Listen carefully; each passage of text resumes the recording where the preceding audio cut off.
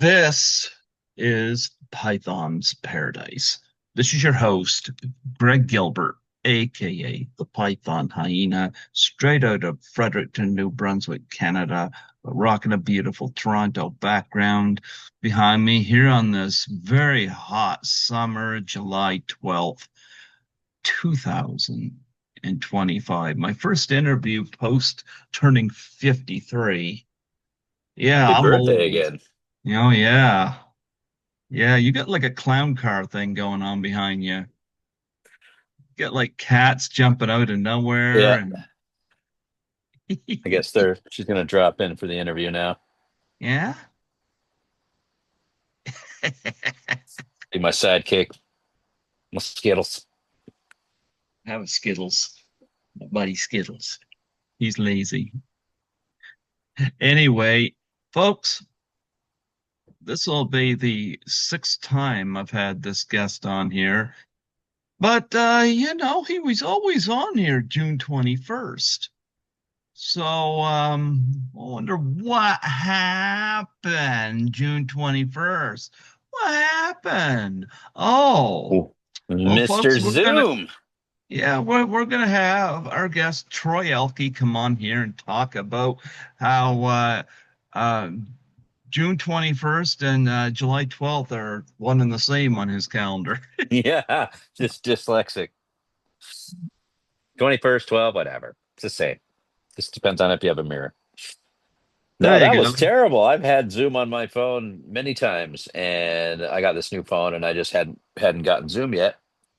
And I'm like, okay, so I downloaded it, and then signed in, and then it said I had to click forgot password. So I would do the thing, and then and once I'd filled it out, it just sat there spinning. And I tried it for like 2 or 3 weeks, and then I wiped it, and then I went and started a whole brand new one. And I don't know why I was trying to keep an old one because I don't. It's not like there's old pictures on there, something. But anyway, it's up and running. So here we There are. you go. Yeah, yeah. But yeah, I know you're one of the few people I can actually have a civil conversation with about politics. So I got a question for you. Yes, sir. Maybe you might have an answer for me because I'm planning to do Fan Expo this August. It'll be my first one I do. Uh, that's in Toronto. Unfortunately, I might not be doing Frightmare in the Falls because I mean, all due respect, I think I like the people that run it and all, but roster right now, they've got 10 guests, and I think might maybe one appeals to me. And I'm like, it's that's not looking good? Hmm. Yeah. And like I mean, last year they started out with announcing Richard Dreyfuss, Tony Todd, and Sam Raimi. And of course, two of them canceled and the other one passed away. But Which one had? Oh yeah, I saw Dreyfus is really sick right now. oh, is he? Yeah, he put out a video. He's canceling a bunch of stuff right now. He's got like pneumonia or something. It looked terrible. Oh, Yeah, he came down with something because he was at that 50th thing, and they were all around singing and having a good time, and he looked really good. And then just like yesterday or the day before, I saw his video. Basically, I think he might be in a hospital bed, uh, saying, I'm gonna have to cancel for a while and hold off because I've got like pneumonia or something. So hopefully he'll be okay. If I not, who's wonder. gonna drive the boat? I wonder if you'll remember it because I heard that during the entire filming of Whose Life Is It Anyway, he doesn't remember any of the shooting of it because he was high the whole time. Oh shit! I did not know that. Yep. Um, I wouldn't mind meeting Richard Dreyfuss, but I still had fun at Frightmare in the Falls because I got to meet Tracy Savage, which was awesome, you know. Hmm. Yep. And she's a true believer that I did not stalk Judy Aronson. But I had a great time with Tracy, and she's been on here 6 times. Um, and I got to meet a bunch of cool people at that con. But if I don't do Frightmare in the Falls, I'm thinking strongly about doing Chiller again in New Jersey because I did Chiller once and I enjoyed it. They always have a rock solid bunch of people. I didn't know this until I looked into their past. Like they Chiller happens twice a year, April and October. And what I find funny is they date way back to October of 1990. Like they've been going a Mm. long time. Wow. And looking at the guest list going back, like some of the ones people that's passed away that have been at that con, it's pretty amazing, you know. But I went with Lisa Langlois one I think it was yeah, it was April of 2024 I went. And it was my first time in the States. And I had a good time at that con. But I'm thinking about doing that con again because where I'm a little disappointed with what's happening with Frightmare, uh, Chiller always delivers, even the last few that I haven't been to. They always deliver. And here they are, they announce Randy Quaid first thing. And I'm like, okay, wonder if the shitter's full, you know? And people are on there, well, if he shows. And I'm like, yeah, but even if he doesn't show, look at the rest of the roster so far. And they've only announced 18 guests, and they'll probably have a good 75 to 90. And I'm like, holy cow. When I was there, they had a big reunion for the Warriors. At this one here coming up, they got 8 or 9 people from Night of the Living Dead is going to be there. Nice. And I've already interviewed Judith O'Dea, who played Barbara. So you went to the one with the Warriors one? Yeah. Super cool. I didn't get Super them. cool. I couldn't get all of them to sign something. It's just too many and too much money, you know. But I did make it a point to meet Apache Ramos, who's been on the show here 3 times, and I made it a point to meet David Harris, who's been on here twice, and then he passed away. So I've had him on here twice, and I was glad I was able to meet him. I didn't know he was down with an illness or something, Mm. but but anyway, I was there for that, and I couldn't meet them all. Too much money, and you get so many other people there. See, it's just like Night of the Living Dead. If lucky, I might meet a couple of them. But when I look at some of the other guests there, it's like I can't meet all the Night of the Living Dead people. It's just, Right. especially considering how what our dollar is compared to the States, I got to balance it out carefully. Because when I left Chiller, I think my credit card was 3K. Now I got that down to nothing, but still, you know, Yeah. yeah, Not cheap. yeah. So I do plan to meet Judith at least, and I might try to get another one in there as well, you know. But I'll see what I could do. But I mean, they got Sarah Karloff gonna be there. She's been on the show in tribute to Boris Karloff. Victoria Price is gonna be there, Vincent Price's daughter. Mm. Um, and they got Mina Savari, who's got to be there from American Beauty and American Pie. She's definitely high on my list. Tara Reid from American Pie is going to be there. They've announced, well, I know that Jamie Farr canceled back in April because of health issues, but they got him booked again. So I guess he's going to try it again. How old is he now? Older than us.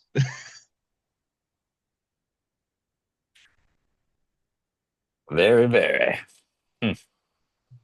Just a minute. I'm going to check how old Jamie Farr is Yeah, because because Troy I feel Elke like wants to know. I feel like he was already 20 years minimum older than me. I feel like that. I'm 55 now. I'm gonna say the guy's got to be closing in on 80. 91. He's 91? Yeah. Dang. And they say he's the only MASH actor left alive because Wow. Loretta Swift just passed. Yeah, hot lips. Yeah. Although I don't think he is the only MASH actor left alive because they've announced Jeff Maxwell. Is Radar dead? I don't know. I didn't watch MASH growing up. I Uh, know the movie. My parents always watched it, but it was just to me, it bored me. I don't know why. Just wasn't my thing. I liked all the other stuff, but that was not one of my favorites. Yeah. But they've got a good they got a good bunch of people lined up for that. And I'm like, I'm thinking about going to that. Now, here's my deal, and this is where this comes in on the conversation here. I keep hearing, and this is where I'm going to get into politics, and I think you know what I think of our government here. We went from the shits to even more shits. You know, Donald Trump was basically the excuse used to win for the or the election going the way it was. People feared Donald Trump.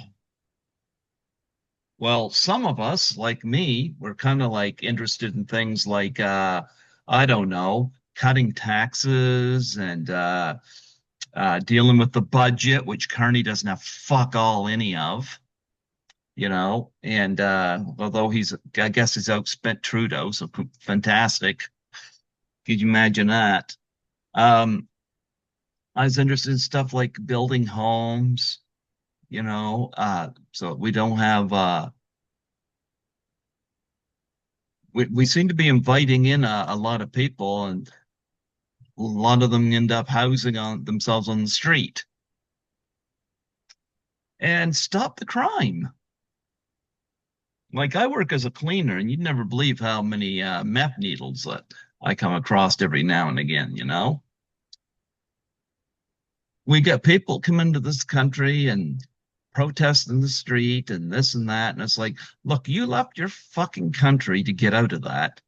Leave that shit back in your country, adopt our rules, and fuck off. That's where I stand on that. You see, they called the Emergency Act on the trucker convoy here, but oh, they won't do it that the protests though. They won't do that. That's their voter base, you know? Yeah, yeah.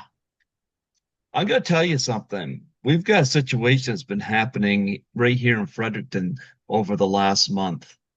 I've had two friends here that shown pictures of black bear entering their property.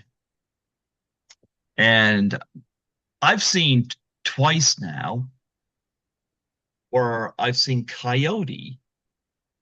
Once a coyote entered the mall parking lot in the evening, sauntering across the parking lot. And I saw a coyote while driving home from work last night. And I bring this up because it's like these animals are feeling closed in, and they got to find a new way to survive. So they're entering into they're risking going into human residence. And I bring this up because I fucking feel like these animals when it comes to our fucking government. And you know what happens when these animals uh, come into human contact and they feel threatened. Bad things happen. And I try to stay on the right side of the law, but I'm wondering just how far it's going to take till I'm pushed. And I think there's a lot of people here in Canada that feel the same way. Alberta, we're already, and so if Saskatchewan want to separate, I'm behind them on that because they're feeling pushed. And thing is, the black bear will probably get relocated. The poor coyote, they're probably going to shoot that, you know. So anyway, but I find it funny how many people don't know about Carney and what is it, Great Britain, the economy there, and they don't care. I'll send proof from the independent media I listen to, but no, if the mainstream media that's paid for by that government doesn't say it. You know where I'm going with this, don't you? Yeah, yeah. Yep. Media And, is not what it used to be. yep. So I'm Problem really, is, it's basically for, clicks, likes, traffic. They want to get out there with the story, whether it's true or not, to flag you down instead of, you know, yeah. getting the And scoop. so I got told a couple months ago that because I've had a few choice words about our government, and I remember when the election happened, I put a post on Facebook and I said, Canadian election is done. Canada has spoken. And I put an image of the Chinese flag. I took some heat for that, but I think you know why I put it. You know why I put it, don't you? Yeah, yeah, yep. And with the way things are going, but I got told I'm alienating myself from people from the convention world. And I'm like, if I have to neglect what I believe in just so I can suck up to people that have more money than I am, then fuck them. That's what I say to that. Integrity is the most important thing to die with, I think. Yep. Well, I've already heard ahead of one of the conventions say that they think that Kevin Sorbo and Dean Cain and Christy Swanson should be sunk out in the middle of the ocean somewhere. And they said, but people like uh, uh, James Woods, John Voight, and people like that, we can still work with them because they've done great stuff. And I'm sitting here thinking, I've met Christy Swanson twice, and that comment just makes me want to meet her again, you know? Yeah. It's so bizarre how politicized every aspect of life has been. Now, it's always been this way. Like especially like when I was growing up in the 70s, I'm going Yep. back, I'm watching a lot of TV shows, I'm watching a lot of movies that I watched back then, and they're chock full of political messages, social messages, especially again coming out of the 60s. But today it is repeatedly thrown in your face, and then you have all kinds of everyone in the world's opinion on it, and then they yell at everyone else who doesn't have the same opinion.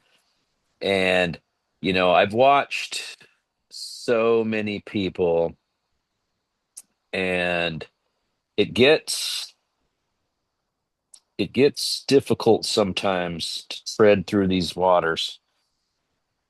And the way I look at it right now is, there are certainly people, entertainers, this kind of thing, who I greatly respect, that may have different political views than I do. Um, and I don't care about any of that. What I've noticed, or at least what I've been noticing, is because I got lots of friends on both sides of the aisle, Yeah.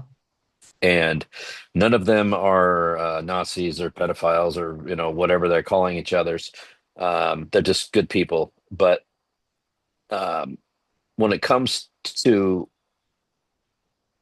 I don't know, I've always just voted like, I mean, my whole life I would vote Democrat or Republican. I was Hmm. never party first. That's, Same here. but everything now today is, if you share an opinion, there's a fucking line drawn in the sand and you have to choose a side. It's like, no, I don't. I like a little bit of what they're saying. I like a little bit of what they're saying. And I've come to the, you know, I'm trying not to feel angry towards anyone, whether it be a celebrity or whatever, that has differing views than I do. What I specifically notice out of people, and this is what I don't like, is the people who are that turned into fucking hate machines. I never unfriend anybody. Again, I've got friends in every different walk of life, but I recently unfriended one friend of mine. Didn't block him or anything, but just unfriended him because he had turned into an absolute hate machine. And by this, I every fucking post of his is, "Ah, look at this, you something," and it was just pure hatred. And it's like he forgot to enjoy his life. He forgot he had a life. And this guy's a really good dude. He's a really good dude, but he's turned into a fucking machine of hate. And there's celebrities and entertainers and athletes and whatever that have varying difference. I love the guys that are quiet, but um it's only the ones really that bother me are the hate filled ones that are just hate, hate, hate. And even if they think they're talking about the right thing, they're making it's just delivered in hate repeatedly, repeatedly, repeatedly. And I have literally zoned myself out of all of it. And what philosophy I'm living by right now is because, again, politics are in every facet of they've always been in every facet of life, but because of the internet now we're getting slapped in the face with it daily, and now it's trickled down into each and every possible crack, every nook and cranny of our fucking very existence has been politicized now. And when I was growing up, your only choices were Coke or Pepsi, you know and now it's like it's so funny. I watch what would benefit us all is if our fucking representatives on both sides of the aisle in America, we got Democrats and Republicans, if these guys would work together, that's like, that's our goal. That's what we want. But if one guy steps across to say, hey, we could actually, this is reasonable, his party says, fucking traitor, you know, uh, whatever. And this line that's been drawn in the sand. I have I've taken a little broom and I've whisked it away, and I'm just like, fuck you. I want I let them is what my new thing is. It's like if I have a friend that is sharing something that is incorrect, factually incorrect, or just outright goofery, let them. I sometimes I think, why is it exactly that I go on someone's post and say, hey, I just wanted you to know that that's not right, and it's like, what? Okay, so what am I doing here? Am I correcting a friend, trying to, set them straight with the truth? Am I trying to let someone else know who's reading this that no, this is not actually factually correct? And why who fucking cares? You know? So I have just adopted, let them. These friends of mine that are still great people, and it's funny because I can go in and I can cause a little friction between us for the day, I can cause some anxiety for both of us by starting an argument over something I have absolutely zero control over. So I've gone into this whole thing where I vote, and in 2 years I'll vote, and then in 2 years I'll vote. Um, I absolutely understand what you're saying about like anyone, if you have to, if you have to sacrifice your integrity for something, it's not worth doing. And there are people that you're just never gonna click with. And then there's people like the other thing too is it's like in real life, if you treated real life like social media, it's so fucking different. You walk down the street and showing people pictures and stuff, hey, I like that, or whatever, and then and then you turn around, you got a follower. Oh shit. But but seriously, when you talk to your friends, typically outside of life, if you're not talking about something on the internet or the news, you don't typically talk about the same things or as much, and you certainly don't talk to people the way like my friends. If I get in kind of an argument with my friends, I'd be like, "Are you fucking stupid? That's not what happened." But if I was actually with them, I'd be like, "Dude, come on, seriously?" Or I wouldn't be at. It's just different. It's just different, and I don't know why it is exactly scientifically speaking, but Is that the way your um, squirrel talks to you? yeah, he's kind of nuts. But no, I've absolutely adopted it, man, and it's been bliss. I have just cut really kind of politics out for right now. Just the reason why, and it's not because I don't care, and I still like to know what's going on because you can't fall too far out of the loop, but uh, it's just there's nothing I can do about it. Yeah, Only thing I can do about it is worry, and I got too much other shit to do. So, you I'm know, trying to get you. I'm trying to get to your mindset, but well, buddy, uh, I've 100% been exactly where you're at, and yeah, I know it takes a while. It does. I mean, I spent years arguing with people on the internet, and now I'm like, what the fuck was I doing? What a gigantic waste of time. Someone said to me the other day, mm-hmm. good friend of mine, very wise fella. In fact, it's Ted White's son. He Oh said to me the wow. other he said to me the other day that a friend of his had told him they were talking about something and that these are the good old days. So 20 years from now, you're looking back about your show with Troy today or something else going on in your life in this period. And you go, oh man, if I had it all to do over again, I think I would have done that thing I always wanted to do. Oh, fuck, to go back to the good old days. These are the good old days. That thing you're going to want to do in 20 years that you're fucking pushing off and then do it. These are the good old days. Don't go on later and go, I wish I would have done that back in the good old days. These are the good old days. Do it. You want me to tell you what's funny? I did my taxes. I work two jobs, and I work anywhere between 70 to 75 hours a week. I'm mainly working and sleeping, and I get the odd interview in, you know. Uh, I'm so exhausted. I got a pre-ticket for the latest Superman movie. Didn't hear my alarm go off and missed it. Uh, Yeah, I'm not no, happy about. no, no, no getting a rain check on that.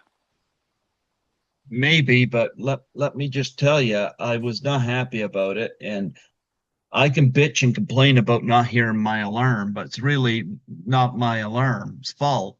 It's the fact I'm constantly exhausted. Why am I constantly exhausted? I'm working two jobs. I've had people actually ignorantly say to me, why not drop one of your jobs? And I'm like, Why not drop half your money? yeah, yeah, like After I got bills. I can't keep my bills pay, and I'm good at that. But here's the thing. When I did my taxes, I I ended up owing $2,800. And I'm sitting there thinking, how the fuck is that right? this started happening to me in 2021. I've never owed in my life, and all of a sudden I owe thousands every year, thousands, thousands, and thousands. Right now, as we said, I owe 3,900 and something dollars, and that is on hold until I can pay off the $1,000 by December. So Wow. yeah, all of a sudden I'm just owing out my ass, and I'm like, I've never paid in my life. I've always got something back, even if it was a little.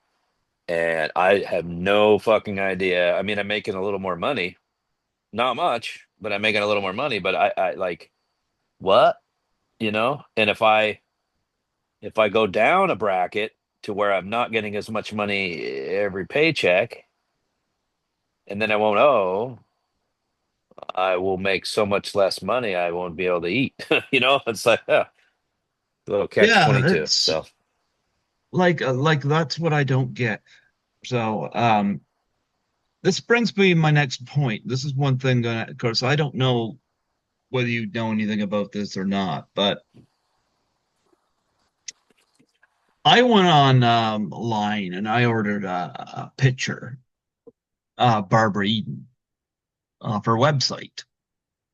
I got a signed photo of her, and it's set up similar to people I've interviewed, actually, the way you do that. So I got a signed photo of her, and I did that because I used to watch I Dream of Jeannie, and she's like in her early 90s. And I'm an like, icon. yeah. And I'm like, you know, I hope to goodness we could get her at con so I could meet her. But I ordered a picture. I get this notification that something's arrived for me, the post office. So I go to the post office and I forgot that I ordered this because it's been like over a month. So I go and I pick it up. $70 in tariffs on this. Damn. Yeah. Now people can say, well, that Donald Trump, blah, blah, blah, blah, blah. And I'm sitting here thinking, no, no, not that Donald Trump. We got a shithead government, starting with the last dickhead prime minister, who were instructed take care of the illegal immigrants, take care of the fentanyl, take care of the borders. And they just couldn't fucking do it. They thought they were going to go elbows up and deal with Trump. Well, I'm not seeing them deal with Trump. I'm seeing them get humiliated on the national stage and get owned. So when I saw that $70 tariff, I'm like, you know, I'm not going to blame Trump for that. I'm going to blame the government here that put us in that position. So there's a reason why Alberta and Saskatchewan, they want to separate because they're fucking tired. And I can see that. So brings me to my next point.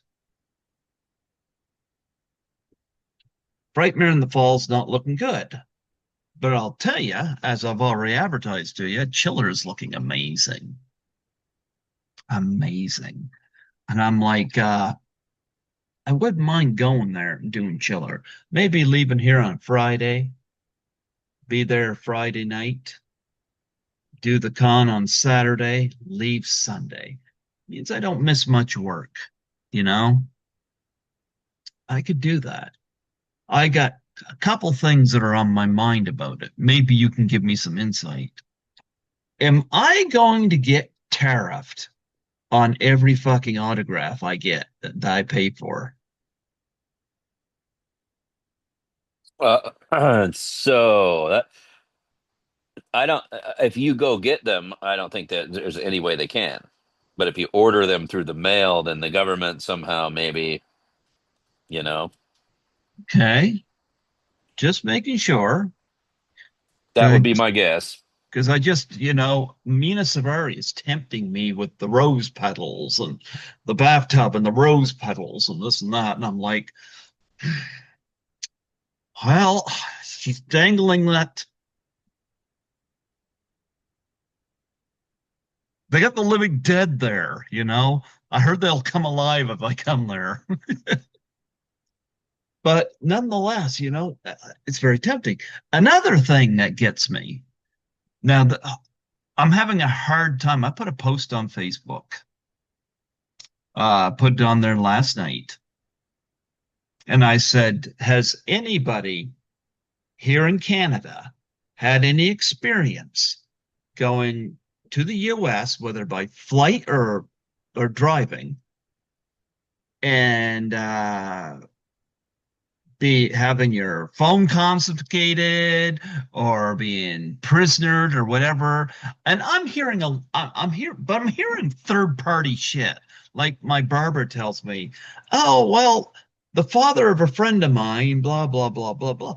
But I'm like, I want to hear because I went to Chiller in 2024, but now things are a bit heated.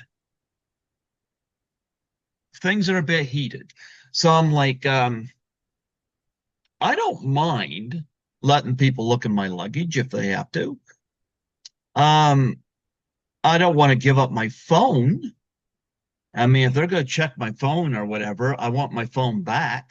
I'll need it at the con, you know. And I hear stories like this, and I have one person. Look at the dog. Look at that dog. Look at the Circus dog. continues. You got like a fucking zoo going on there. I do. But I'm like, I just want to go enjoy the con and go home and celebrate. One of the reasons I might still do this, because if nothing happens, then I could post a video saying, "Gee, all you fucking fear mongerers." Part of me thinks that's all it is fear mongering. Bunch of gaslighting and fear mongering. What is your suggestion to me on this? Truthfully, I wouldn't worry a goddamn bit about it. Just go Okay. on and go and have fun. And if they, if they, if they were to stop every person and take their phones, and they wouldn't have time for anything. You know what I mean? So I think you should just go about, just have fun. I wouldn't even worry about it. And then when you get back, you can say, you know, what the fuck are you guys talking about? Well, I guess they say they're checking people's phones if they say something bad about Trump, but I mean, I haven't said anything bad about Trump. I've said plenty bad about our government. Right. No, I think there was one kid that, if I think what you're talking about, it was like a tweet or a post on something about him, and then when he got stopped or something, he got turned around or something. I don't know. I haven't been paying that much attention. Just wait Okay. until voting time mostly. Okay. All right. Well, let's get on to some more fun stuff. But I knew I could have a civil conversation with you about this because it's something I'm totally lacking with a lot of people right now. Um, It's a slippery slope, touchy subject for a lot of people. yeah. Well, like I said, I have one person accuse me of right-wing ranting when when I posted something that totally destroys the credibility of the CBC because I listen only to independent media. and they provide proof. They fucking provide proof, not the sources say. No, they provide fucking proof. So I got accused of right-wing ranting, and I'm like, that bothered me. But yet they don't say anything when anybody on the left starts saying send all straight white man to Iran to fight and die.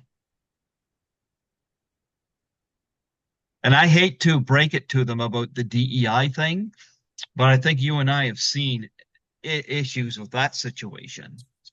Hiring based on skin color and based on gender as opposed to skill. I had an eye operation about a year and a half ago.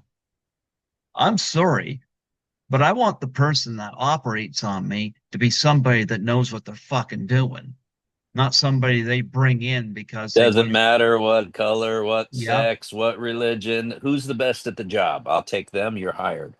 yep.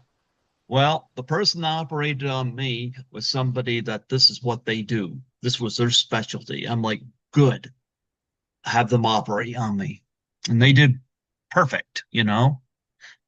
So I get tired of that. When people start threatening that it's going to affect my show. No, it's not, because I don't make any fucking money on it. I'm 53 years old. I've been doing my show for 11 years. Do you not think I had a life before it? I'm the guy who worked a job for 19 years until my dad became too ill to keep it open. And I'm the guy who shows up to work the evening of my operation when I wasn't supposed to.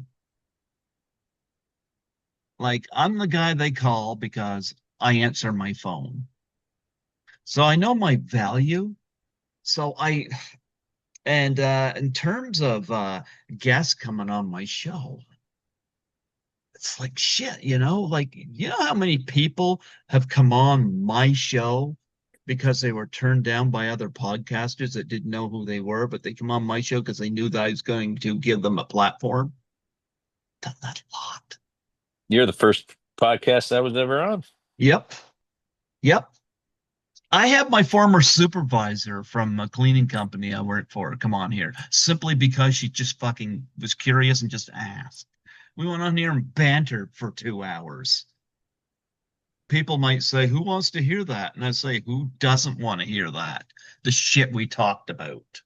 You know, I had great time with that.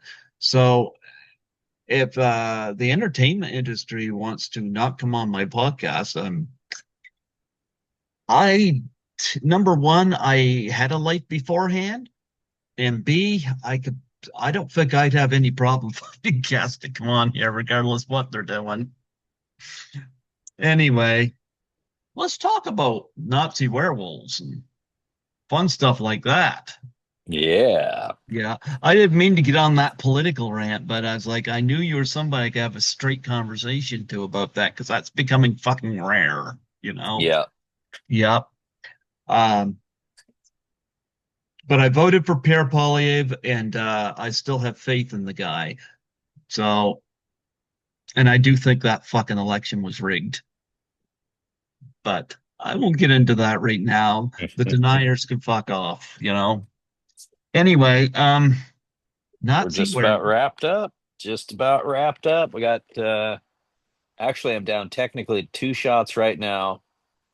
And then I do have a what I'm calling a musical number that will be done later this summer. Um, and then I'll just add that to everything else I've been editing away. Well, I know And you've asked me to submit some. I submitted something and you didn't use it. yeah, I I've thought it got was I thought it was really good with me and Skittles. yep, yep. I still got that somewhere on our message thread, I believe. Yeah. Um, but no, I'm still open to being part of it, whatever you need. But I know I'm extremely limited because I'm here, but It's been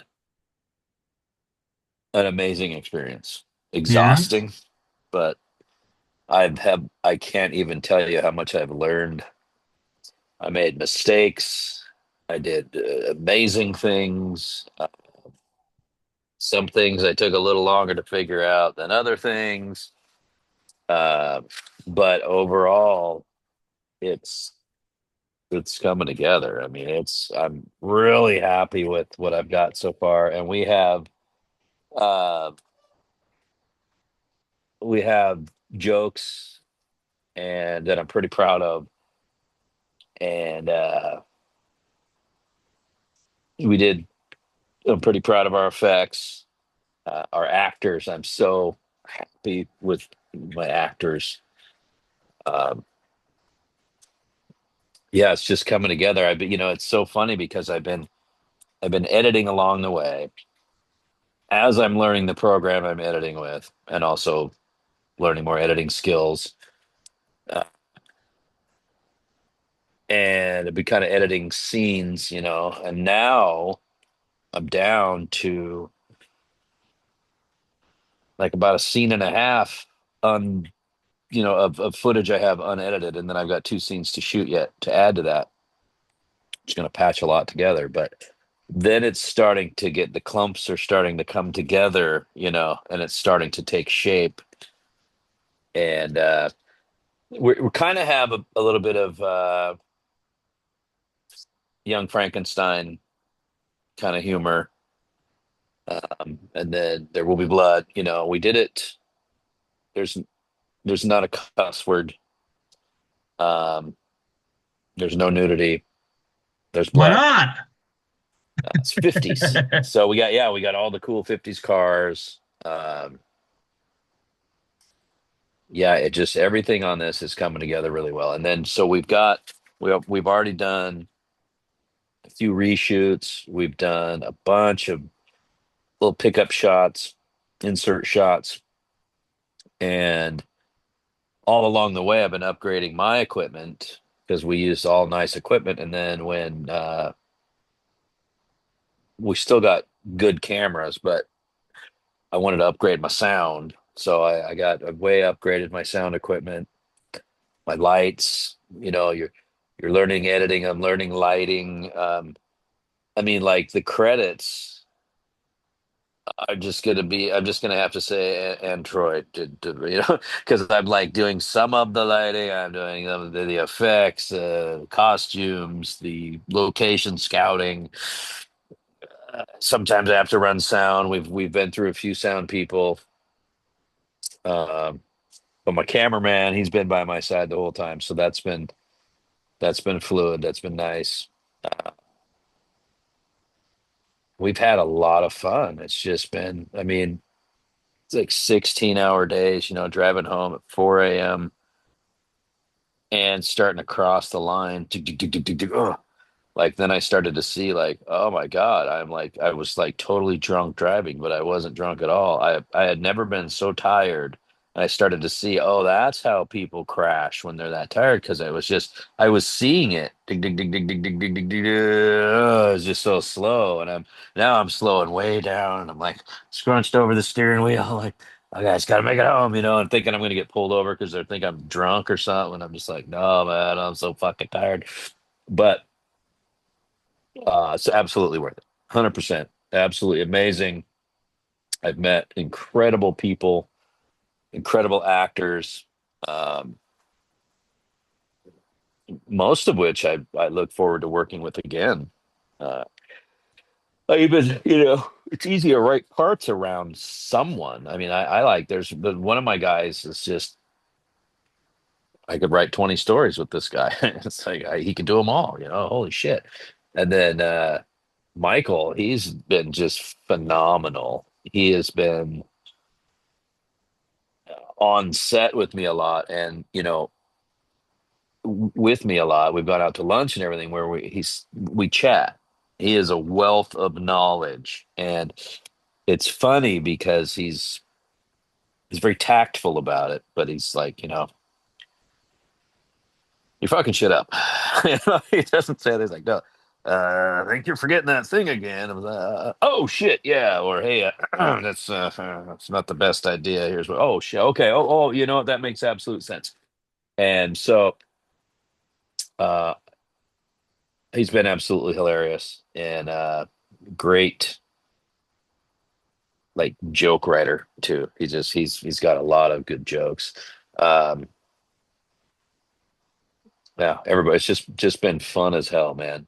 And I've And already got ideas. I got some yeah, things for my next thing, but I want to get this thing wrapped up, every I dotted, every T crossed, and there's still a mile to go because I got to do a couple commercials. I got to do some trailers. I got to do an animated "Let's all go to the lobby" type of thing. Um, yeah, it's you're shooting it in black and white, which I think is brilliant. yeah, we're doing all black and white. And it's really looking good because it's the 50s. I'm doing the 50s thing with the black and white and learning. See, right now, I love black and white. I grew up with a lot of Hmm. cool black and whites. I still love all the creature features, the Universal monsters and that kind of thing. But Hmm. also, as a first time film, I thought it might be more forgiving to do black and white. And I could be wrong, but I feel like it's a little easier to learn lighting. Maybe it's not. Maybe it's the opposite. But I just feel like it's I don't know. I feel like in color, there's more like softness and all this shit you can do with the lighting that I think with the black and white, it's just a little more. I mean, you obviously you can, but it's a little more basic, simplified. I don't know. I could be full of shit, but to me, it just I like the look of it and everything, and just that old Frankenstein, the creature from the Black Lagoon. That look is the shadows and the that kind of shit, and then. It's funny because I'm so used to improvising. I can pick up anything and then I would make a video out of it. Now, the other thing I'm learning is structure, planning things out and doing all these things. And because I was started out, I'd do it and then, let's try it this way. Let's try it this way. And let's try it. And I also did all these things, which probably add 8 hours to our day that weren't exactly in the script, but I thought, these might be funny. And while they were, most of what I've cut out editing has been the extra shit I added. It's just, kind of it's cutting back to all that bullshit. I'm learning too. I learned over time, like how to get a better shot, how to plan ahead to get a better shot, what I'm looking for out of the shot, instead of like, oh, okay, let's just kind of put them here and here. No, I want the lighting. Let's, do a push in. Let's do, there's a lot more elements. So I started having a lot more fun with that. And just super cool. Like I said, I made mistakes. I did some things I thought looked really cool too. I just learning the whole time, and it's been really great. Deborah's been great too. I mean, I call her, she's just like, boom, done. And I, the camera we're using right now is really good. I like it, but the Black Magic camera she had was amazing, and it's deep and rich. So the next thing I want to upgrade is I want to get a really nice camera. I think my sound and my lighting's definitely improved because I've got other stories. This one I wanted to do. It is absolutely zany. It has some classic elements to it. In fact, there is a scene that I did in my movie that is word for word a Universal Monsters scene. And I'll just tell you, it's the Frankenstein and the little girl with the flowers. Okay. So of course it's not exactly the same, but gets a little goofier. I But like the Young Frankenstein version of that. yeah, yeah, yep. Ours is a little closer to that than the Frankenstein version, but Yeah. um, yeah, we've got just man, it's been phenomenal. The cars we've got, the houses, the bar, the gas station.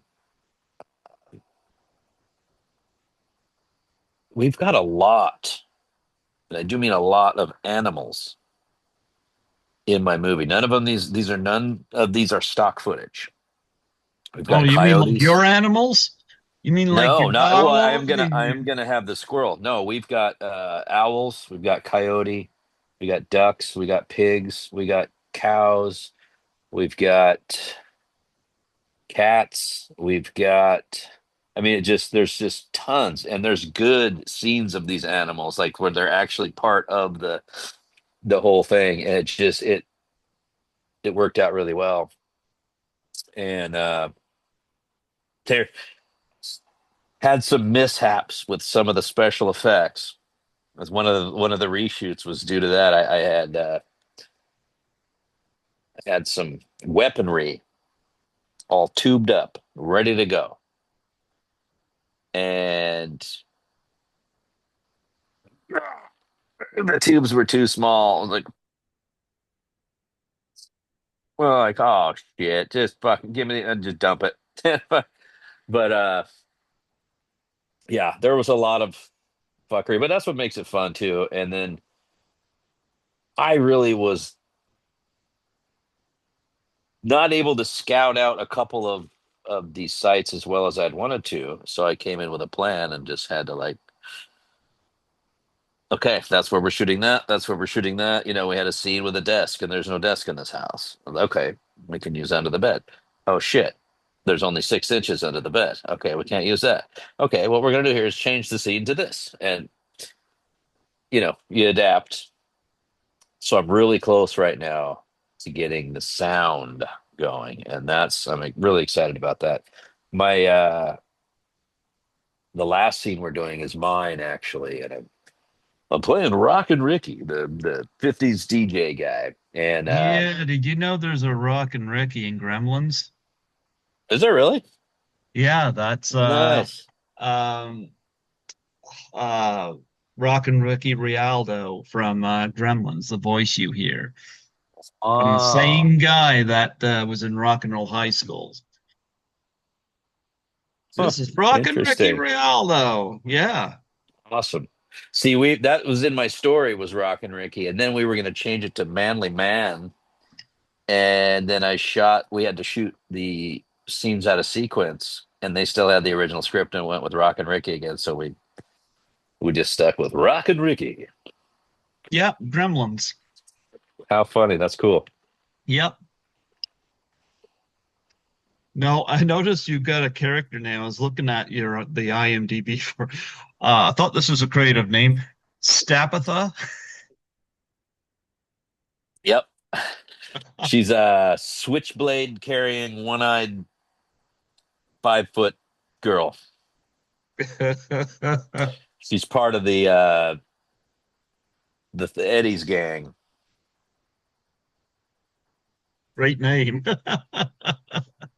Yeah, there was Tink, Tinkle, and Stabitha, and Eddie. So does your squirrel attack the Nazi werewolves? He is actually referenced a few times in the movie, and then there will potentially maybe be a wanted poster with a certain furry face on it. And yeah, he's got a scene coming. What He'll about your be dogs and cats? no, no, my cats. The first day I got them, I knew they were the world's worst camera cats. Why? Like my other cats were like so photogenic, and these guys they just suck. Then anything you try to do, they're just like no.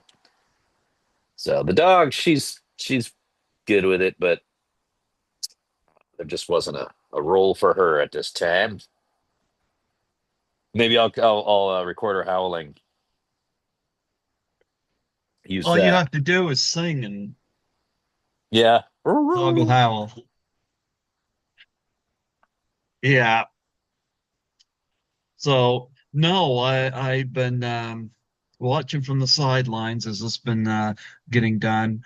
Um, like you were always innovative with like even by when I first interviewed you back so many years ago, it's like and you were it's interesting how far you've come since then, because I remember you were having way too much fun at work.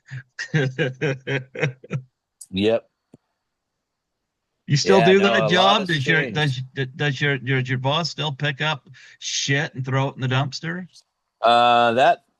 That friend is no longer working there, but we switched over to purely electric bikes now, so we don't do any of the grow shop stuff anymore. So now I sell and repair e-bikes. I got actually not that I want to go back in the political scene, but I gotta ask you about this. See, one of the things that's come up here in our government, and this is so fucking stupid, they want to eliminate, apparently from what's been going around the airwaves here. They want to eliminate all gas-powered vehicles by 2035 and make it all EV mandate. And I'm like, you know what? That is so fucking stupid. California did that, and it passed and everything, I think, but they just axed it, said no, that's done. Yeah, that's no longer a thing, no longer mandated or whatever. Um, so you can buy one or not if you don't want. But yeah, I personally, I'm not a big fan of electric vehicles. I think that the smaller stuff, the bicycles, the scooters, at some point they'll probably be like maybe jet skis or something like that. Personal craft are fine. Uh, some of the cars are okay. Like the hybrids, I think really are probably the best for gas mileage and stuff because with the electric cars, you got to go. Who the fuck wants to have to sit for 3 hours to get gas or charge your car? And then you see some of these places where the lines are huge and you have to wait for everyone in front of you to charge first. And it's just like, holy shit. Gas it's more convenient. It's what the world runs on. And I think it's kind of funny because what seems to have changed when I was growing up, everything was oil, big oil. Now it's pharma. Everything's big pharma, pharmaceuticals.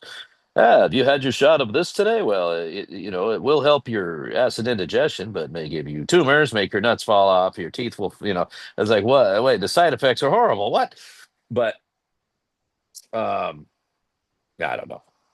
The world's bananas. You just got to roll with it. Well, here in Canada, where it's cold a number of months of the year, I don't think the fucking EV thing's gonna work here. That's another problem. Is in the cold. I mean, it's been proven, and as someone that works with electric batteries every day, I can tell you, if you had your bicycle outside where it was cold and you brought a warm battery out and put it in there, you could go ride it, at least for a while. You might want to insulate it.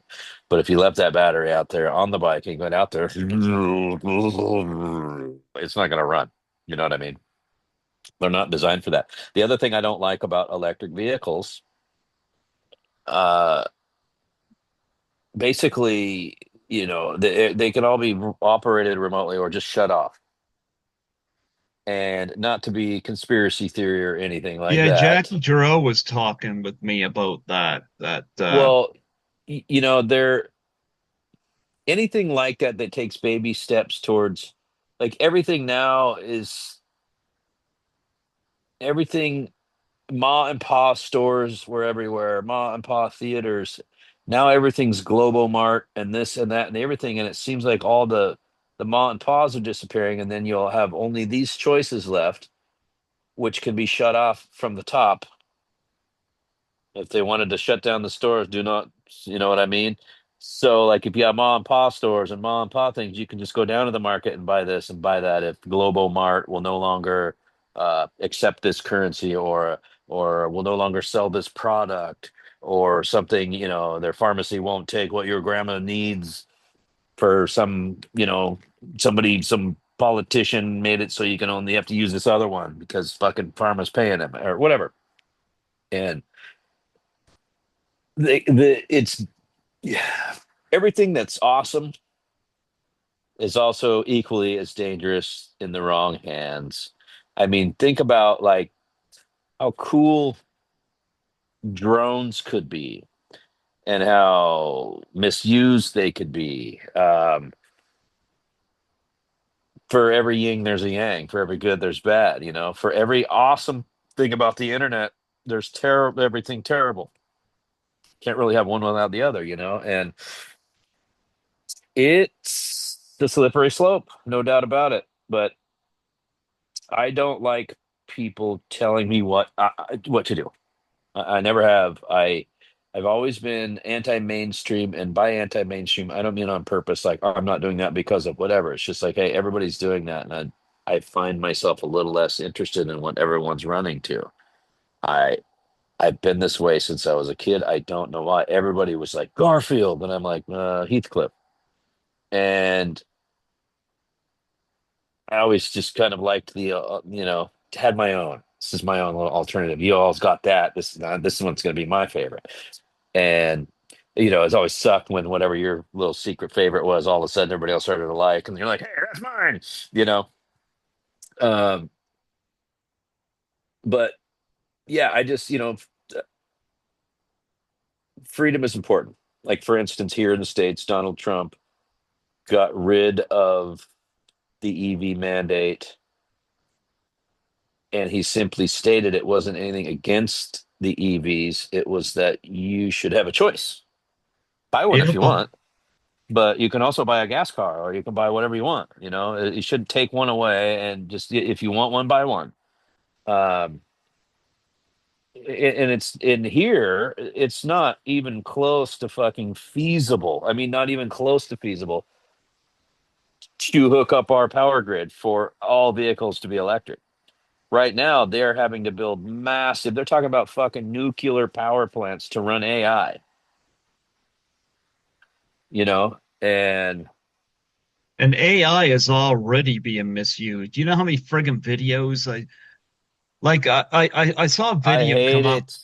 I I hate it hate it too. already. They had a video on there and they showed a gorilla fighting with a Komodo dragon. They're saying who wins this encounter? And they don't even live in the same fucking continent. Yep. Fuck, they don't live in vicinity of each other. Like I hate this. Or another one I thought was so fucking stupid. They show what looks like a kid jumping into the tiger enclosure at the zoo. And then the kid's down on crying and whatnot, and they say, "But look what happens when the tigers come near." And the kids patting the tigers and whatnot. I'm like, would you guys fuck off with that? What I find it funny though is that people get censored and this and that on YouTube and whatnot, but this kind of fucking junk is allowed. There's some pretty bad stuff too. Like you can always tell it's AI, and then there's just some things they haven't got yet, but they're getting better. One of the worst too, I've reported this, and I'm sure others have. When somebody puts something on there, and they'll put sad news today for such and such an actor or whatever, and we're supposed to believe that so and so died. No, and it's funny, you look at the Clickbait. yeah, and it's like for fuck's. I went on one of those just to see what the comments were like, and they just get obliterated by those that don't fall for it. But it's like, why is this stuff allowed online? Like, you know, I have one interview taken off YouTube because we had a civil conversation about the pandemic. And all I asked was what it was like where that person was in comparison to where I was. Yeah, they got really sensory about that whole thing. Well, yes, thing is, I'm not sensory. Like I look at it this way. If these people want to censor, we got all kinds of parking lots out here. Meet me out in one and I'll censor them permanently. They'll wake up in the fucking dumpster of raccoons shitting on them. They'll find out. I don't put up with bullying. I do not fucking put up with bullying, you know? Yeah, Yeah. I think if people want to vote a certain way, vote a certain way. I'm not doing the fucking pronouns bullshit. No. If you can't tell what I am by looking at me, fuck off. I'm not playing the game. Now, other people wish to do it, by all By means. all means. Yeah. Don't tell me I have to.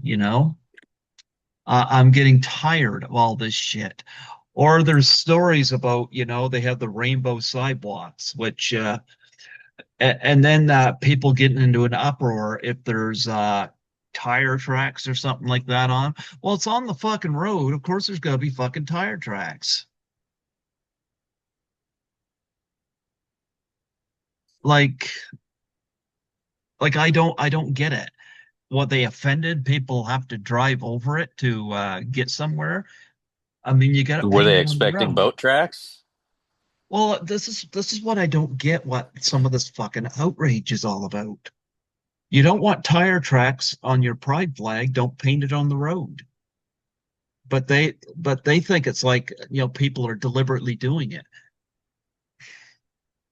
If you get marks on your pride flag on the road because I drove over it, trust me, it's not intentional. I'm going over it so I can get to point A to point B. It's on the road. I Yeah, it's mean, on it the road, you kind of know? insinuated. Yeah. Now you So, do have the people brodying across it and all that stuff, but well, I'm not one of them, but still, I hear this stuff and it's like, what the fuck?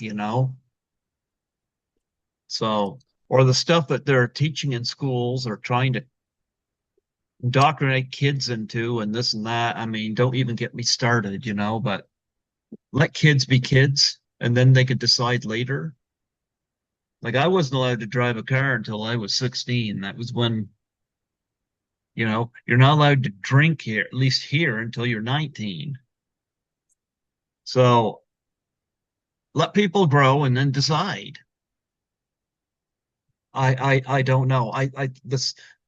This country right now, and I'll say this ever since Trudeau got into power, it's been aiming for uh uh totalitarian government,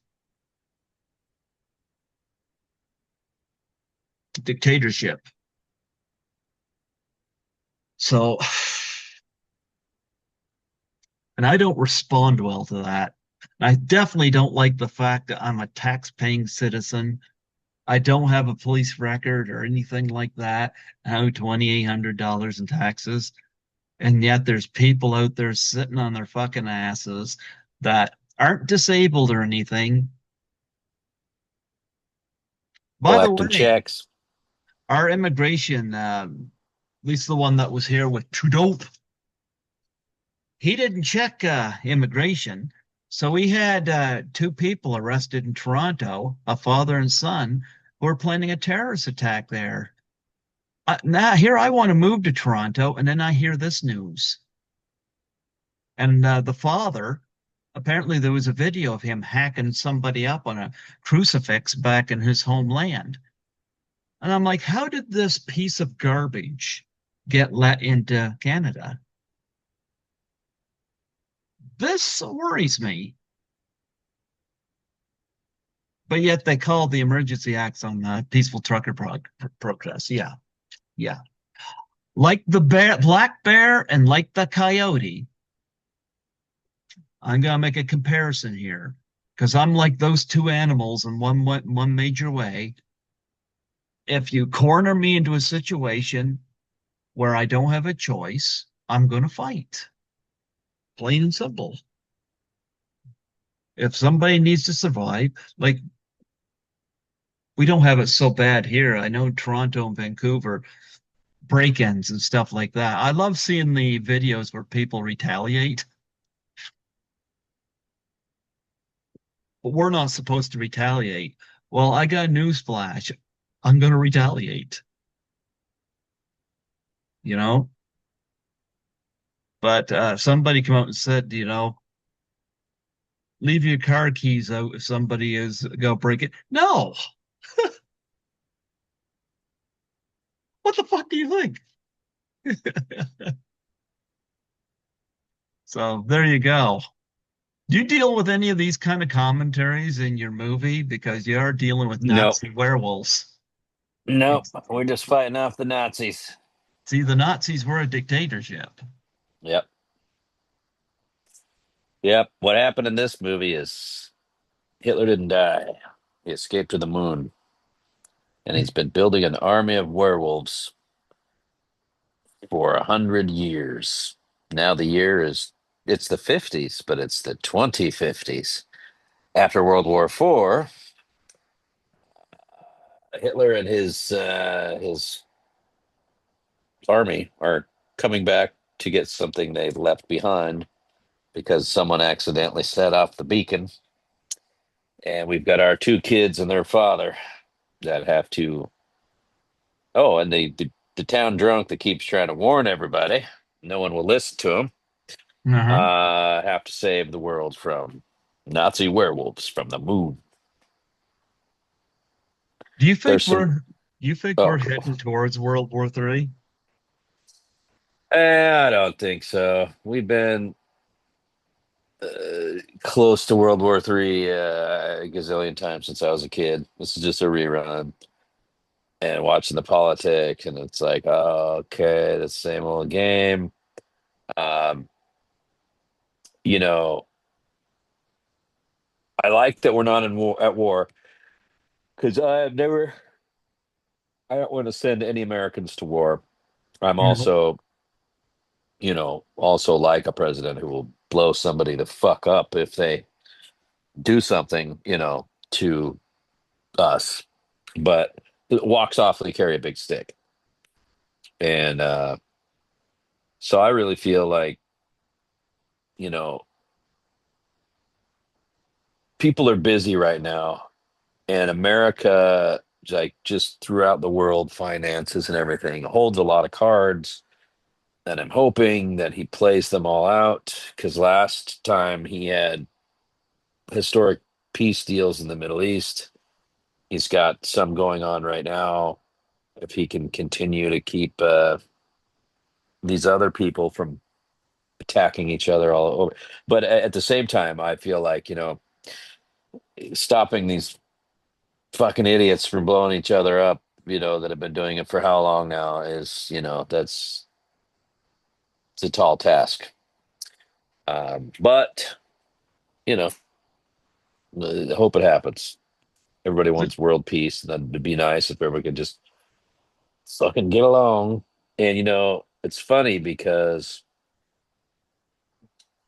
strong men create good times create blah blah blah, creates weak men, and then so on and so forth. And so it's like the cycles where everything's really tough, so the next generation has it a little easier because their parents don't want them to go through what they went through, and then they're too nice on their kids and they turn out tougher, and then it just kind of it goes back and forth. And I think right now everybody, it's all a rerun, it's all the same shit we've always been going through, but it's like they ran out of shit. It's like just replay that, let's get racism going again. Let's get, the politics, the world, everything. And it's like everything that happens normally every day. The media just picks which ones, if it bleeds, it leads. They pick which ones to upset you, to cause chaos. Facebook, perfect example. In court, they got busted. Their emojis. The like button, the laugh, the love, the hate. The hate button was worth 5 points, while the like button was worth one. So it worked reverse to you. So whatever you hated, you saw more in your feed. And this was on purpose to cause anxiety and chaos. So you would, no, no, and you would respond more. And it was literally a thing, and that right there, it now once you know that and you start seeing it, because what I've noticed, I got kicked off TikTok. So I started another TikTok and Twitter and whatever else. Whatever you, first of all, whatever you engage with, but also it seems like the more negatively you engage with something, or you dislike it or something like that, the more it's thrown at you, like the emojis. It's like if you don't like it, then they want you to see more of that. So you'll get more. It's like you will see people, and there's some, I won't say famous people, but they're famous on their, TikTok famous, X famous, whatever, Hmm. uh, for saying the dumbest fake shit. They just say, "Oh, look, that person totally got busted doing this thing now," and it's already, but damn well it's a lie, and it's because they're engagement farming. They say something so stupid, you are going to say something about it, and it's just, it's all a fucking big game. I thought to myself one time, I was on Facebook and I'm scrolling on Facebook like I do all the time. And I was liking this post. I was like, hey, yeah, like, uh, wait a minute, wait. I backed up. Well, first of all, this wasn't my friend's post, like a person I know personally. It was just some post. And I thought to myself, why in the fuck did I hit a like button? Why would I hit a dislike button? Why would I hit a love button? Who the fuck am I telling that I like this? Why am I liking this? I saw it. I read it. I should just move on. I shouldn't do anything to it. And that would fuck their rhythm up, because that's, everything's based on this. This is like an FBI profiler. Social media is 100% to profile you. That's why you get targeted ads and shit. But they, all these fucking things, you think you're doing a thing on what flavor potato chip you are. No, they're picking up on one little thing about your personality there and some other fucking thing. And all your fucking, you go through 10 years of these fucking shit that you've been filling out and that they've been collecting, and they make a perfect fucking profile of you, could probably down to how many cats you got. And, uh, it was all designed like that. Now, your phone listening to you and that whole thing, where you're talking about something, then the ad pops up. In case people don't know, that's not a conspiracy theory. It's 100% true. They admit it. They say that they're just trying to help you get the advertisements that are more targeted to you, things you'll want to buy, things that you need. You were talking about cat food. We heard that. So we started showing you cat food ads. And that's all it is. It's all like that. It's to put a profile on you here, all these social medias and all these dumb little games they have you play. Now, that's the other thing too. If you see, like, for instance, recently it was, oh shit, I can't remember the name of the company, but it's a crossbow company, like the most famous one.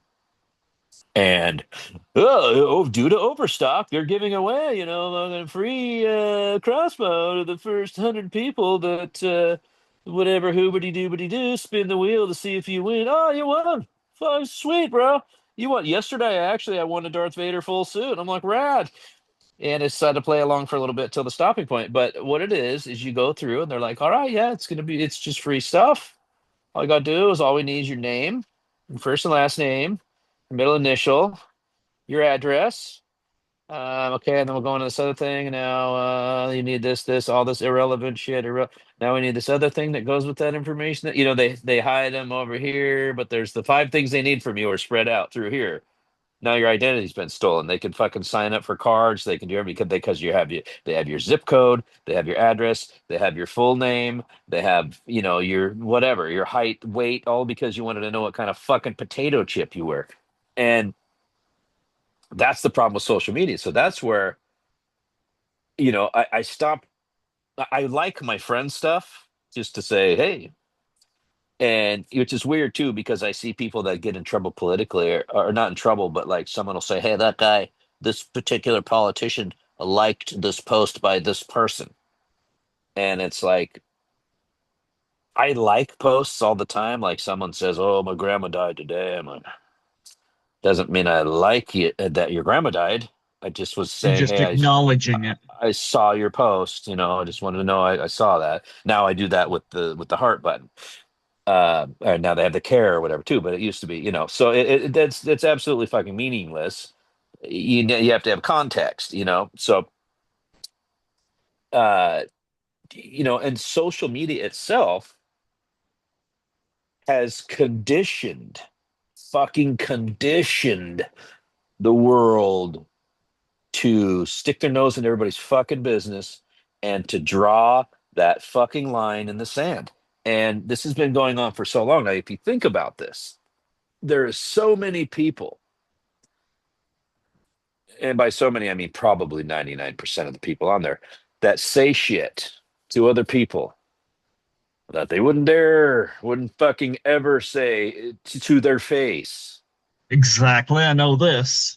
And it's almost like in the wild, the sickly, the young, the weak, the old, they get eaten. Nowadays, they get a microphone. And it's like, it kind of equals the playing field in a way, but you start looking at I've been on here long enough, you could almost categorize when you go onto a thread, a big one where people are arguing, and it doesn't really matter about what. It could be a movie, it could be this doesn't matter, but you can start to categorize each of the people. Oh, this is the guy who says, okay, this guy is like, no, I'm smarter than you are. You don't need to, you must be stupid. Oh, this guy is like, you could put him into about six different categories. And it's like, Jesus Christ. And I'm like, wow, I was like that. I mean, yeah, I guess I was. I'm holy fuck. I was doing that. Did I look that fucking stupid? Because I was totally doing that. The answer is yeah, I probably did look that fucking stupid. So, everyone, they're so conditioned. And I remember back when I was a kid, man, and I would watch those fucking TV shows. Usually it was like New York or something, maybe in the Bronx, but it'd be like, some dudes getting mugged by these three dudes, and you're like, oh no. And then you see, oh, good, that lady sees them out the window. She's gonna call them, and then she just fucking closes her curtains. And she you didn't even help. You didn't call the cops, or whatever. Now it's the opposite. And it, it's just, it's bizarre, is what it is. I mean, it's a new age, man. And I hate change. I must admit that. But it's truly bizarre. And everyone, they don't see it. It's hard to see. And, there's obviously different phases and everything. But dude, I spent years arguing politically, deep deep. I would go on giant threads and argue with everybody. And, I would have to research and back my shit up. And most of the time I went deeper than most people, so I did Hmm. okay. But um, now I'm like, what the fuck was I doing? What prize did I win? Who did I save or correct that day? Or, you know what I mean? And then it's like, it's just, it's what I'm getting at is I'm hoping that all this bullshit will ebb, and then people will change and be more back to, hey man, how you doing? Growing up in the 70s, we just came out of the 60s, this whole racial turmoil, people were shooting people on their fucking, school grounds. Everything was just fucking like kind of it is now. It was crazy as fuck. And then we came out of it and everybody was like solid. We're And like Well, when I was growing up, you and I are around the same age. We're pretty much around the same age, so we yeah, both grew up with the same shit, you know. yep, So yep. Yeah, I yeah. remember, when I was a kid, the black man was always, I mean, I guess they're probably kind of stereotyped now that you think about it, but they're always like cool. It was like, I think because it was coming out of the 60s, most of the characters were like, I think they were trying to portray them differently than maybe they used to, or actually they were getting chances to be, more in movies and stuff than they were before. And I just remember as a kid, I always thought the black guys were cool. You had like Huggy Bear on Starsky and Hutch, and you had, I mean, okay, a pimp's probably not the best, but like all my favorite athletes, I just it's so weird Well, having, what happened is we got some cool ones. I mean, you had Shaft, or you moved up into like the black exploitations, and yeah, then you moved up into you had some of your athletes like your Muhammad Ali. That yeah, was Muhammad that was Ali was a big. big one. Yep. Uh And then you the moved up the to, Harlem Globetrotters, I mean these were like my heroes growing up, and it's and then it's you always had funny to me like that Mr. people, T was an yeah, icon, a pity the and foo. yeah, but But he was also yeah. people today, like, they'll call you a racist, and it makes me laugh. It's like, Yeah. of course they're using it out of context, but it's like, man, you have no fucking idea. I grew up admiring so many black people, uh, E. Murphy, I think, was one of the because most they were just great talented. people. I Yeah. hate how, again, now people are going, all these lines are drawn. That's like, I'll never forget when I was a kid and they told me I had to call my friend African American. I'm like, he was born in Clackamas, man. He's not from Africa. Hmm. What do you mean? Am I gonna call him African? They're like, no, the correct term is now, or you're a bad person. And I'm like, no, no, that's my buddy Carl. What the fuck are you talking about? And I was just like, what the fuck are you talking about? And I hate how kind of this racism narrative is so back and so used out of context, for God's sakes. Um, Yeah. Everything's racist. It's just, it's losing all of its context, unfortunately. Hmm. But hopefully, like I said, all this horse shit comes with a new dawn and healing, and people. It's always darkest before the dawn. So, we'll hopefully people will learn their lessons, and it's one of these life things, like where, oh, shit, I guess I was kind of being how did I, we get caught up in things. Then the easiest way to get it caught up into something is baby steps. You don't know you went 1 inch ahead until you're fucking 10 miles in. And it's like, oh, Jesus, I didn't even notice I was moving. And it's also, like finding out you were wrong about something you believed your whole life. You simply can't get slapped with that in the face. That has to be spoon fed to you little by little till you start going, wait a minute, give me another bite. And, you have to kind of start to figure it out yourself. Otherwise, if it's just hit all at you at once, a lot of people just shut that down and be like, wow, that is the stupidest conspiracy theory I've ever heard of, you know, and, or whatever. But people just need to chill the fuck out. And I think they will. I mean, a lot of people, I think, while there is still this violence going on right now, um, with the ICE things, I do think that the protests are not half of what they were, or whatever you want to call them, aren't half of what they were back in whenever, the summer of love and all that, when everybody was burning everything down and all that. It doesn't seem like I think they kind of like, yay team. I mean, like everybody from both sides, but I feel like the whole world's kind of like, yeah, yeah, geez, all right, really? So we've been doing this so long. What the fuck's going? Nothing. This isn't working. and I feel like we're kind of getting close to that point. So, I mean, there's amazing people, and sometimes it's hard to understand why someone concludes with what they do.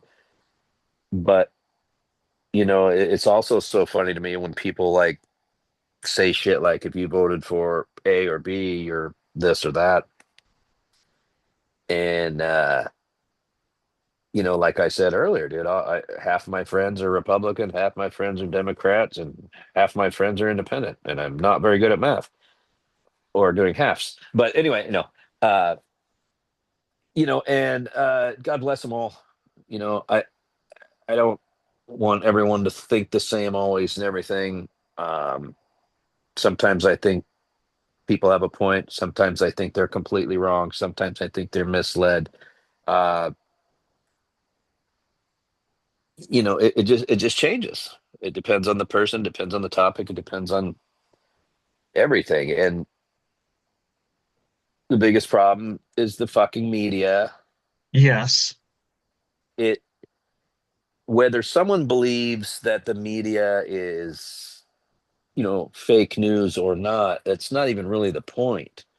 The point is, again, it bleeds, it leads. They choose what to tell you. Now, if you look at your news, even like the news on, if you follow your local news on Facebook per se, our local one, it's always like, oh, you got, it's always, oh, did you hear the thing? Oh, this could be bad, folks. It sounds like it might be, could be, oh, what do you think? And it's just like, shut the fuck up. Stop gaslighting, fear mongering. Fucking man, I want to start a goddamn news organization called Good News. And I don't share any of this fucking bad news horseshit. The fucking 11 babies killed at the fucking whatever. What? No, I don't want to hear about that. I want to hear about the little cripple girl that just won the fucking, you know, piano championships of Ludwig van Beethoven Super Bowl or whatever. I don't know. But it's if you watch it, once you start seeing it, you can never unsee it. I can never watch the news. It's so disgusting. Even when they say something normal, they have kind of a tinge to it. And the biggest thing, even bigger than that, is the news literally is processed, pre-interpreted information for you. I'll tell you what it means. I'll tell you how you should feel about it, and then you can go from there. And that's why some people be like, "What the fuck?" And other people are like, "Oh yeah, I know, I hear you." It's that's why I hate the news because Yep. I don't need it pre-interpreted. I don't need people to tell me that, oh, some people on social media don't like it. Well, then that Well, means if this some is this is some why people don't I like it, that means that some people do. Why did you choose to say they don't or they do? Why don't you just tell me the actual numbers and the information, and then I will determine how I interpret it. You know what I mean? this is why I was asking about the whole border situation, because I'm getting a lot of stuff thrown at me, but it's like I want to know the fucking truth. My thought on Yeah. the immigration is I'm 100% pro Well, I'm immigration. talking about me traveling Oh, to go right, to the right, con. That's what I'm talking about. That's what right. I'm talking about. Like I get people telling me you're gonna get detained. They're gonna Yeah, search your no, that's bullshit. phone. They're all this blah blah blah. And I'm like, really? Like and a lot of it I think is fear mongering, but I mean I want to proceed with caution. But Well, and at the same time, a lot of it is fear mongering, but many of the people that are telling you this may, in fact, have your best interests at heart. They may actually believe this or that because they've been gaslit, they've been mongered into fear. You know what I mean? So hmm half the time, the people saying the shit aren't even the bad people. They're trying to be the good people. hmm Um, and it's everything that you believe or want to know or know. You can go find the opposite. You can prove yourself wrong and prove yourself right all day long, back and forth like a fucking Pong game, because it's out there. One of them's wrong, but it's out there. They find a way to twist everything to make it sound like, oh, yeah, shit. Oh, no, yep, yep. There is no answer. That's another part of the chaos. Keep them busy. Everybody's yelling at each other and whatever. I mean, that, my friend, as far as conspiracy theories are concerned, is very true. There is people from the CIA liaisons that meet with Hollywood to make sure that either narratives are put in certain movies or that their, let's say, their organization is portrayed in a favorable light. Um, that this has been going on forever. Mark Dice wrote a good book about that, but uh, it's all kind of a psyop. I know it sounds like a conspiracy theory, but in reality, again, like I said, they actually openly admit to it if you listen. They're just trying to sell you a better product. They're just looking out for you, buddy. We're just here for you. This is all in your best interest. We're doing this for you, you know, so we can get you the best stuff that you need. And I have made a rule because I only really watch YouTube. Well, 90% of the time I watch it for music. And there's nothing worse than in the middle of your song when a fucking commercial pops up. So I made a post about this the other day. my rule is any product that ever pops up there, I will never buy again ever in my entire life. I will make it a factual fucking 100% not to buy whatever product interrupted my goddamn song. I'm like, I've how had many of such those a ads work? Why don't you wait till the end of this or something, Yeah, like I'd be listening to a podcast or something, and I've gotten to the point, even some of these independent medias that I listened to, and then an ad will pop up. And I have a three strike rule. Once the third ad pops up, I X out of it. I hate it when I'm driving and it pops. And it's like, Yes. you know what?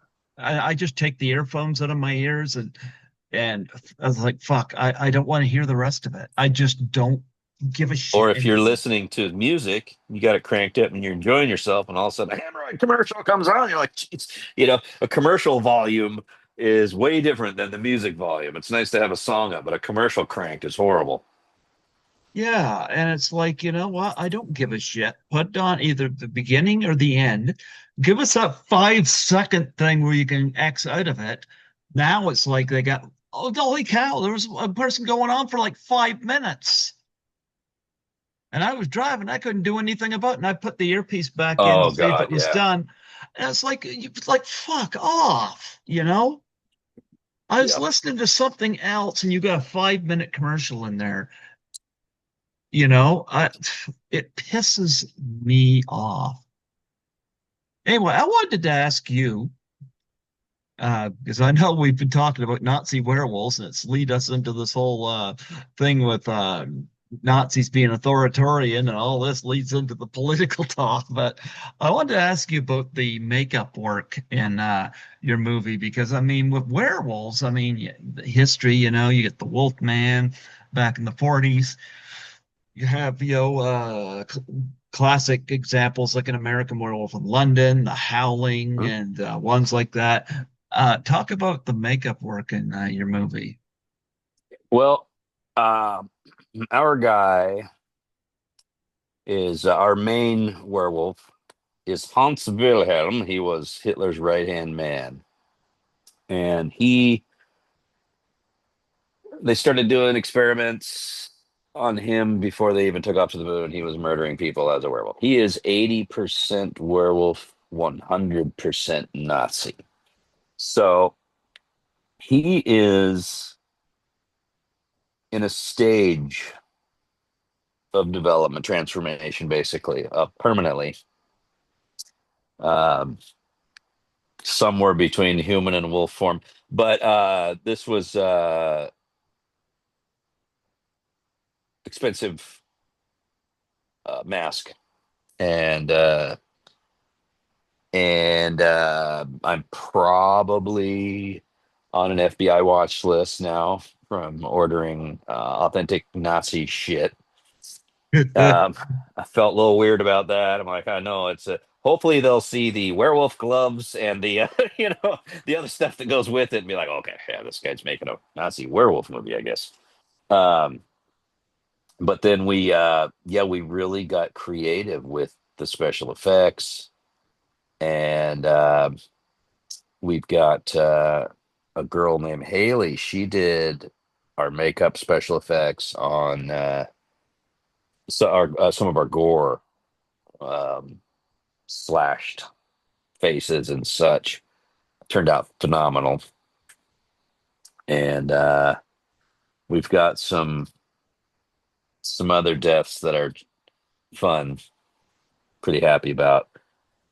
And I got another scene. I think I've really been thinking about writing a third scene in, and I'm pretty sure I'm gonna do it.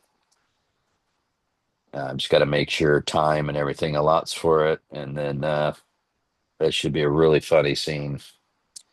Is it the Um, scene where the dog and the cats and the squirrel attack the werewolf and disembowel? they chase him with the vacuum. No, they're all afraid of the vacuum. That's like my You get friend. She got bit by a dog, so she's been carrying mace. I said, just carry a vacuum.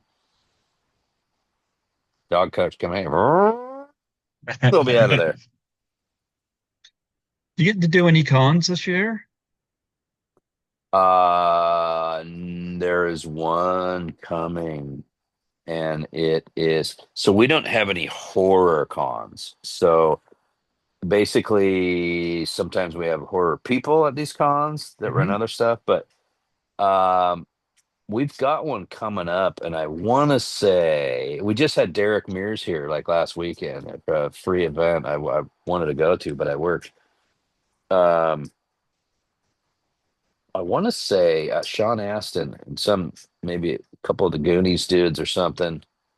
I would like to. I wouldn't mind meeting him. I always liked him, and I thought he was great as a child actor, and I really thought he kind of made a funny transition into his other roles. I think it was a 51st Dates where he played the brother or whatever, and he was so funny in that. But yeah, they've got a few around, but it's mostly the cosplay and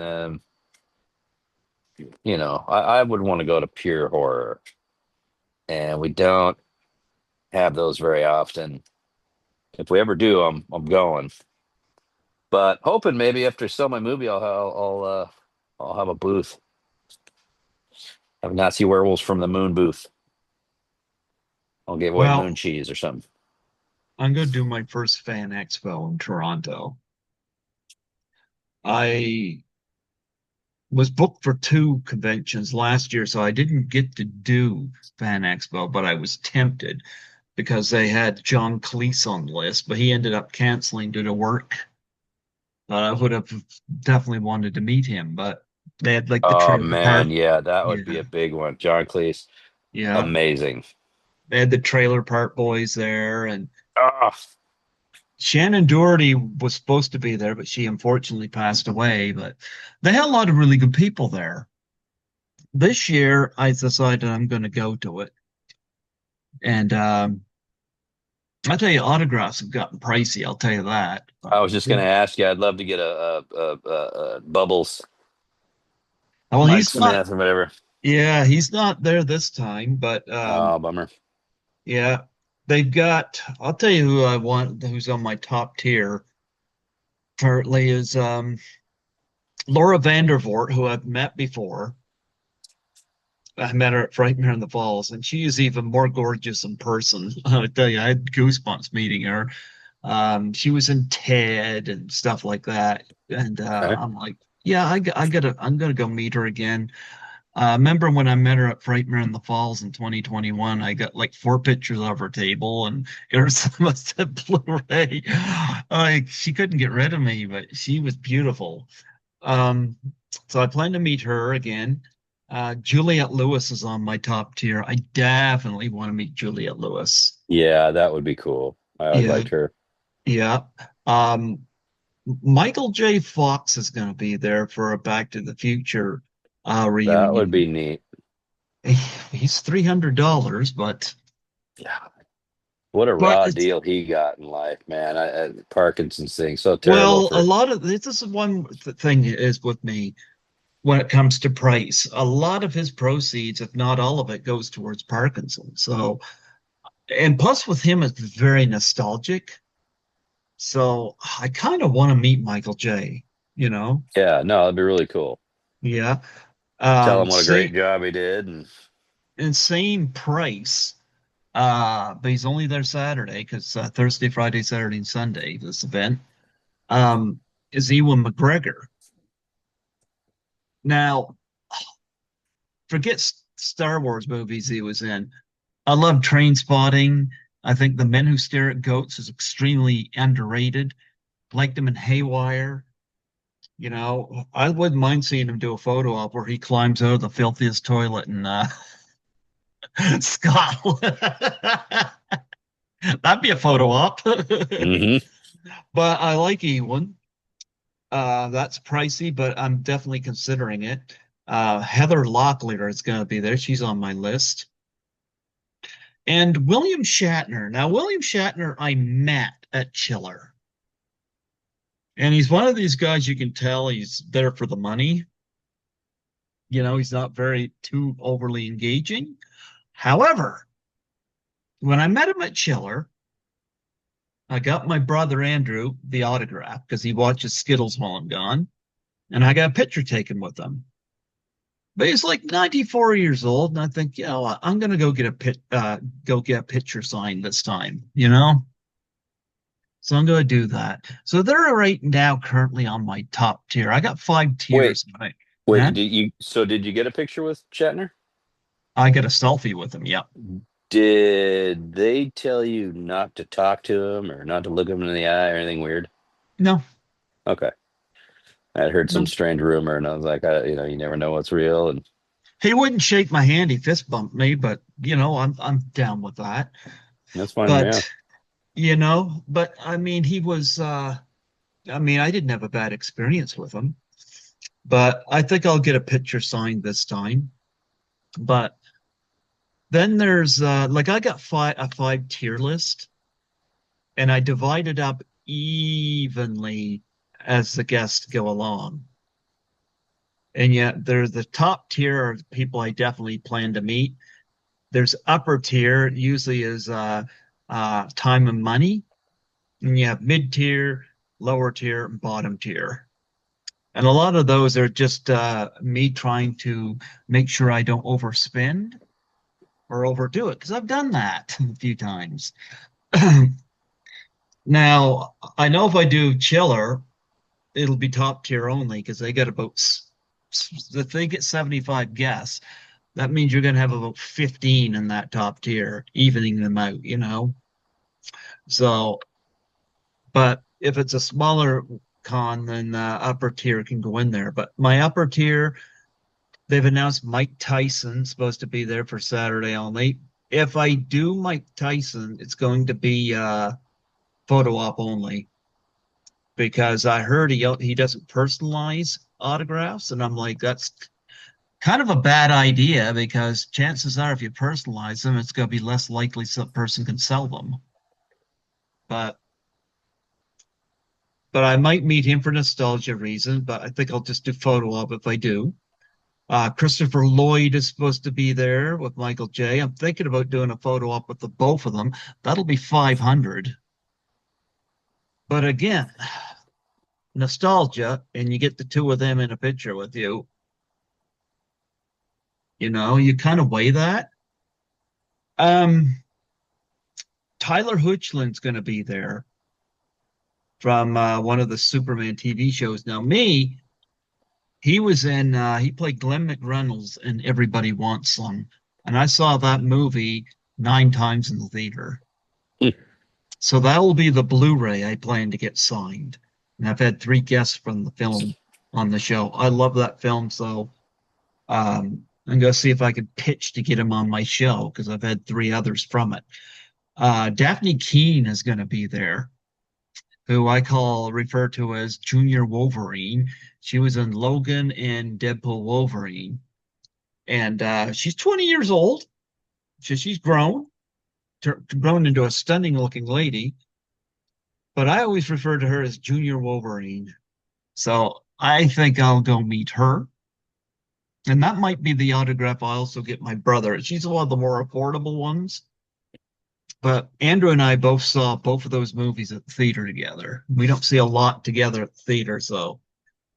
And Kristen Crick is supposed to be there, um, and Erica Drentz, and Brandon Roth is supposed to be there as well. They just announced Mary Steenburgen for her very first convention. I was just in a movie with her.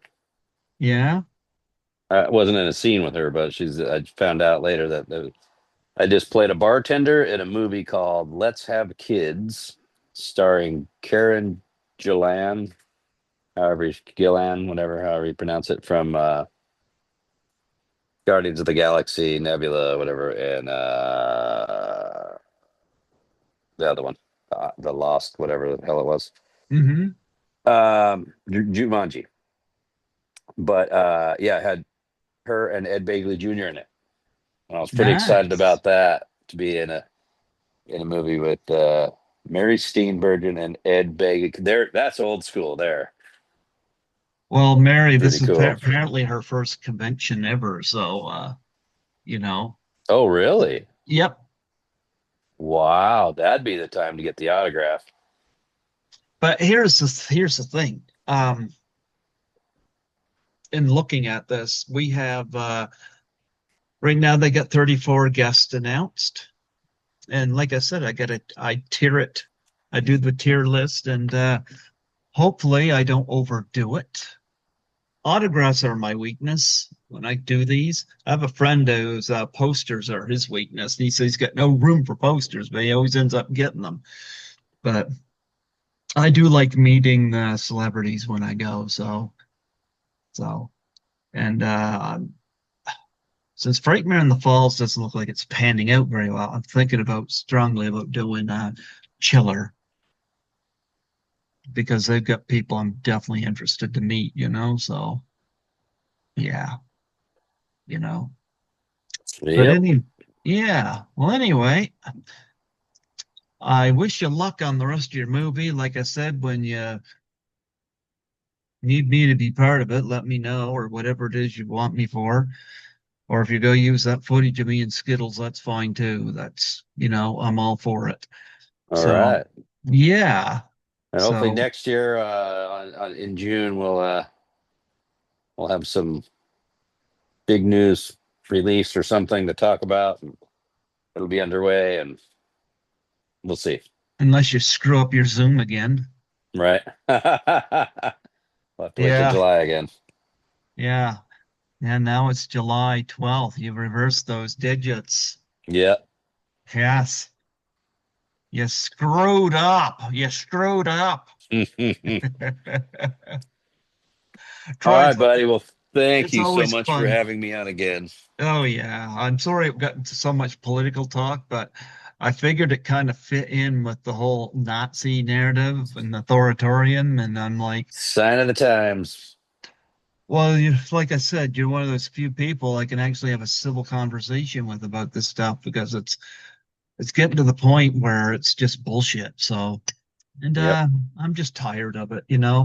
I work two jobs. I got enough stress in my life as it is. Right. When I'm done this, I'm going to do a UPS.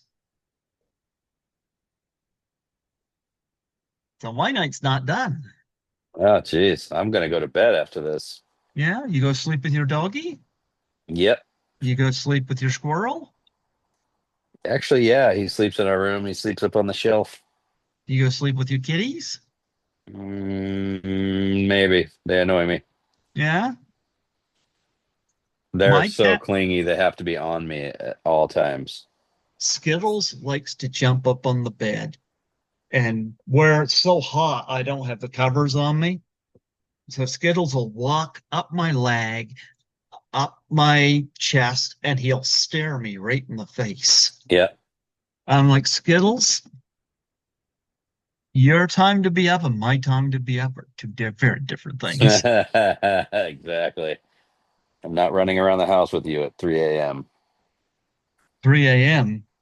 In my time, it'd be 3 p.m. I No, sleep during the geez. day. Uh, Yep. Anyway, man, it was wonderful having you come back on here, it you know. was great So, being on. Appreciate it. oh yeah. Oh yeah. We'll So, talk again. absolutely, man. You take care. God bless. Great luck with your movie. Thanks, sir. I'll talk to you soon. All right. Later, man. Bye. Bye.